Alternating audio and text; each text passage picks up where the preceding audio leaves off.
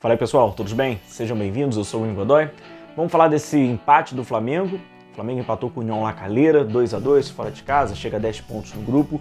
Uma atuação, acho que sem dúvida nenhuma, foi a atuação mais abaixo do Flamengo, né? Principalmente na Libertadores. O Flamengo fez um jogo ruim, tem alguns erros individuais, tem alguns coletivos, que a gente também vai passar, e também algumas questões de tomadas de decisões muito equivocadas, né? Alguns jogadores do Flamengo realmente não jogaram bem, demandavam tomadas de decisões melhores, individualidades melhores. O Flamengo acabou ficando meio que dependente a esses jogadores, a gente vai entender taticamente como, e aí não conseguiu construir a vitória. Dava para vencer, óbvio que dava para vencer o União La Calera, que tinha muita dificuldade e foi presenteado, né, com os erros defensivos do Flamengo. Logo aos 7 minutos já aparece a primeira lambança do Flamengo defensiva, foi individual com o Bruno Viana. Ele recuou para o Gabriel Batista, né, que teve a oportunidade de ser titular, recuou errado. O Gabriel Batista conseguiu chegar na bola, na dividida sobra mais uma vez para o Bruno Viana, que recebe de costas, tenta fazer o giro, dava para ele encontrar esse passe, ele não acerta o passe, sobra para ele, ele vai hesitando, tentando proteger.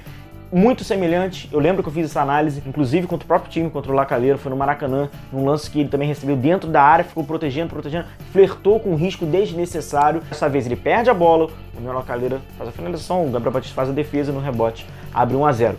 Erros do Bruno Viana de tomada de decisão, de interpretação e, vamos ser francos aqui, de achar que joga mais do que joga, né? Um excesso de preciosismo, é um absurdo. Foi muito semelhante ao que ele fez no Maracanã, muito semelhante. Vou dar o corpo, vou esperar o jogador vir para esbarrar em mim, qualquer coisa eu cavo uma falta, porque eu vou proteger, porque eu sou o zagueirão. Não, não é isso, calma. Isso é flertar com risco desnecessário, dessa vez foi para conta do Bruno Viana. Vamos passar agora pelo segundo gol do La Calera, que é uma jogada de escanteio, tem individual, também tem uma questão coletiva, como sempre. Esse foi muito bizonho, né? Esse foi um dos piores que o Flamengo sofreu. Teve um também que foi muito esquisitão, né? O jogador da Portuguesa fez praticamente sem querer, mas esse foi um gol contra do Arão. Mas se a gente olhar minuciosamente o lance, a gente vai observar que ela vem na primeira trave pro Bruno Henrique, fez um péssimo jogo, a gente vai passar por ele em algumas questões ofensivas, e ele meio que se abaixa, né? E aí pega o Arão meio que num reflexo, a bola desvia no Arão e entra. Mas não entendi, inclusive o Bruno Henrique, ele é um dos jogadores que marcam por zona, aquela zona ele deve proteger e não tem mistério. Na primeira trave, chegou nele, ele tem que fazer o corte. Ele se abaixou, não dá pra entender muito bem, o Arão obviamente não esperava, né? Essa insanidade do Bruno Henrique de abaixar uma vez que estava ao seu encontro a bola, bate nele, 2-0, mais um gol de bola parada, é emergencial, é urgente, é para ontem que o Rogério Ceni tem que consertar. A marcação por mista não funcionou, alguns jogadores que estão marcando por zona não estão conseguindo ter a sua responsabilidade de conseguir cortar, individualizar essa marcação talvez até piore, talvez mesmo seja realocar o posicionamento individuais de alguns jogadores, porque não está nada protegido. E o Flamengo toma mais um gol bizonho de escanteio. Bom, o Flamengo diminui o placar com um bom passe em profundidade, né, quebrando as linhas do Ilharão, buscando o Gabigol, que teve bastante movimentação pelo lado direito. Ele encontra a ultrapassagem do Everton Ribeiro, que é empurrado, pênalti pro Flamengo, né? Aí não tem nenhum mistério. O Gabigol desloca o goleiro, diminui pro Flamengo, 2-1. Defensivamente, no período da transição, também é importante a gente passar no período do primeiro tempo, vocês devem ter observado, né? Como o João Gomes rouba a bola, né? Ou melhor, só o João Gomes rouba a bola, né? Ele acaba se destacando porque ele consegue fazer um embate, ele consegue diminuir, a segunda bola é sempre dele, ele diminui o espaço. É claro que isso passa individualmente por essa voluntariedade do jogador. Ele acaba se destacando e maquiando alguns problemas. Mas, inclusive, com essa ilustração, a gente observa que é o João Gomes tentando, mais uma vez, né, diminuir o espaço do portador da bola, que tem um jogo de apoio pelo lado esquerdo, tem mais um jogador do União La Calera um pouco mais à frente, a linha sustentada está distante do João Gomes e fica absolutamente sozinho um João Gomes, né? Inclusive, a gente vê aqui ó, a formação de um triângulo entre os jogadores do La Calera, jogo de apoio, e não tem essa colaboração. Ou essa colaboração, ela é mal feita.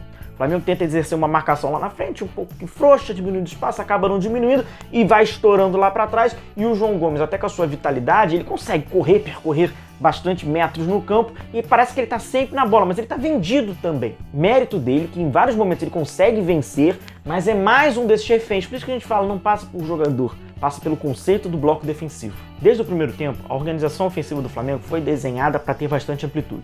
Pelo lado direito, como a gente sabe, com o Isla, e pelo lado esquerdo com o Bruno Henrique. É lógico que o La Calera percebeu isso e tentou diminuir essa amplitude do Flamengo. Mais pra frente vou mostrar uma tela pra vocês que tinha um jogador do União La Calera que ficava na frente da última linha, que ele estava sempre brigando para dobrar a marcação. Se no 1 contra 1 já estava ficando difícil, quando o Bruno Henrique encontra dois jogadores por aquele lado, ele atrasava todas as jogadas. A primeira boa jogada, ou talvez única jogada que o Bruno Henrique deu de profundidade, foi próximo a 15 minutos do segundo tempo. Porque o Bruno Henrique é extremamente burocrático, é aquilo que a gente já falou, interpreta muito mal as jogadas, né? O Bruno Henrique parece fazer as coisas muito intuitiva, de uma forma meio que instintiva, mas toma a decisão errada. Parece que taticamente ele não tem a leitura do que fazer e não conhece o que ele pode fazer, o que ele pode gerar. Então era o Bruno Henrique meio que burocrático. Pelo lado direito, o Lacalheira diminuiu as ultrapassagens do Isla e o Flamengo ficou sem jogo por dentro. Também tem mérito do Lacalheira, que tirou o jogo do entre linhas do Flamengo. O Arrascaeta praticamente não tocou na bola. O Everton Ribeiro, quando participava de uma forma um pouco mais externa, que exige um pouco mais de velocidade a ele, que ele não tem. Então, realmente, esse jogo criativo do Flamengo ficou muito pobre.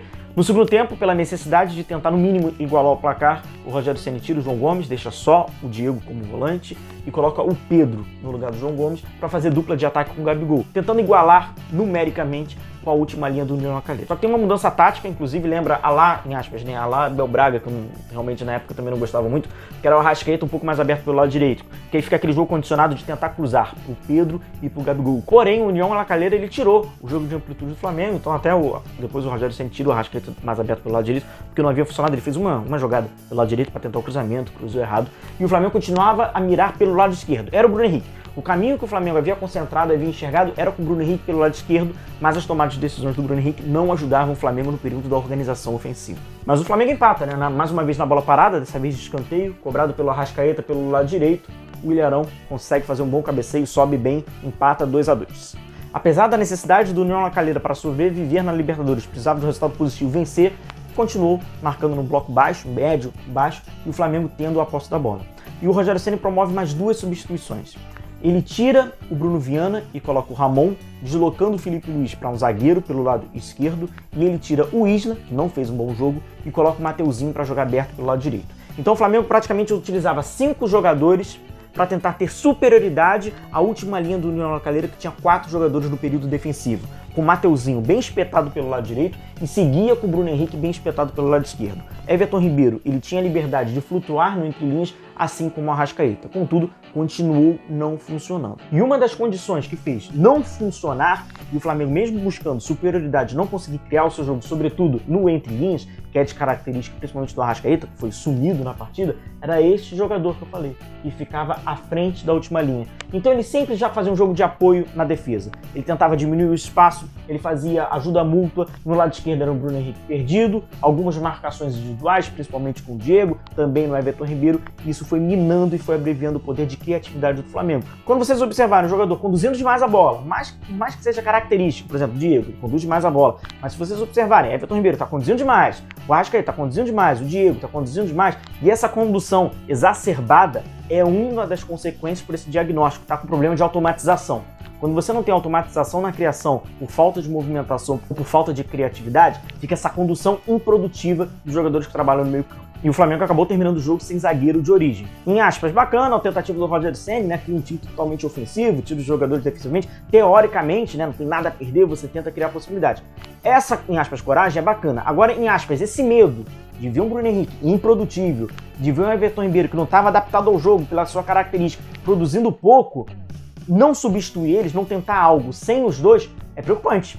Né? Então essa mesma coragem que ele teve de não ter nenhum zagueiro, ele poderia ter de tirar um desses, aspas, medalhões, porque não estava criando nada. Então o Rogério Ceni meio que ficou refém no momento da partida, e aí consequentemente o Flamengo fica também, há um lampejo do Bruno Henrique, um lampejo do Everton Ribeiro, só que esse lampejo não apareceu. Estava evidente que os dois jogadores não estavam, o jogo deles não estava encaixados com a organização defensiva do União Lacalheira, que conseguiu diminuir espaço de amplitude, espaço de profundidade e espaço de entre linhas. E tendo no banco de reservas um Vitinho, né, que a gente até tem falado, um Vitinho que está bem, um Vitinho que poderia ser uma alternativa diferente, alguma questão individual poderia ser diferente. Pior do que foi a partida do Bruno Henrique aberto pelo lado esquerdo, convenhamos que não poderia. E ofensivamente fica muito claro, né, quando você perde, em aspas, o Arrascaeta na organização ofensiva, o Flamengo fica sem criação. Falta aquele jogador do último passe, falta aquele jogador da inteligência, e o Flamengo acabou não se encontrando. Fica muito refém do Arrascaeta aparecer e ser o protagonista, né? Do Arrascaeta ser o arco. É claro, tem muito mérito do Uruguai, é um jogador acima da média, contudo o Flamengo tem bons valores individuais, não poderia unicamente ficar dependente do Arrascaeta. E a questão defensiva é claro, né? O Rogério Ceni sabe, eu sei, todo mundo sabe, os adversários já devem estar sabendo também, e o Flamengo demanda um equilíbrio maior defensivo, uma vez que ele vai brigar, que ele vai pleitear, porque a gente fala do mata-mata. No mata-mata não dá para ter equívocos bestas individuais e tampouco desorganizações coletivas. E o Flamengo está passando por esses dois quesitos, como a gente tem observado. Fecho o vídeo por aqui, pessoal. Agradeço a vocês a companhia. Deixem um like, se inscrevam no canal. A gente vai se vendo. Forte abraço a todos vocês. Se cuidem. Tchau, tchau.